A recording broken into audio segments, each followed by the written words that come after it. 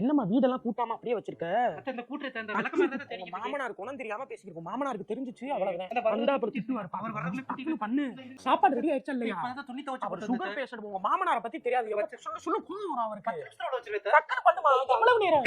இந்த பூரித்த என்னம்மா? நான் வீட்டுக்கு போயிட்டு வந்துருந்தேன். சித்தப்பாலாம் வராங்களா? உங்க மாமனார் எதுவும் கேட்டியா? இல்ல நீ போய் கேட்டு தொலைக்காத. நான் கேக்குறேன். அவர் கோவப்படுவாரு. அப்புறம் போக கூடாதுன்னு அப்புறம் அவர் போக கூடாதுன்னா அப்புறம் நம்ம போக முடியாது. நான் கேட்டு நான் அவர் கேட்க சொல்லி நான் வாங்கி உங்க பூ அனுப்பி விடுறேன். நான் எல்லா வேலையும் முடிச்சிட்டேன். துணி எல்லாம் துவைச்சு பண்ணு போ. எல்லாத்தையும் துவைச்சு பிள்ளைய பாரு. அதுதான் ஏதோ வீட்டுக்கு போறேன்னு சொல்லுது. எப்ப பார்த்தாலும் என்னையவே சரி பயமுறுத்திட்டு இருக்கியா பொண்ணா? நீங்க இருங்க. நீங்க ஏன் வர்றீங்க இதுக்குள்ள?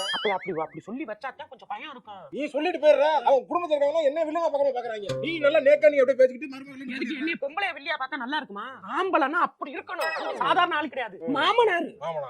ஓகே அப்படி போங்க. சாப்பாடு ரெடியா? வேற மாதிரி இருக்கு. என்கிட்ட காட்ட கூடாது. விளக்கமாறு பிஞ்சு போ. அந்த மருமக வீட்டோட நிப்பாட்டிக்கணும். என்கிட்ட எல்லாம் யூட்டர் அடிச்சு வந்தா அவ்வளவுதான். வண்டி அப்சைட் டவுனா உருட்டி விட்டுறேன் பாத்துக்க. ஓகே.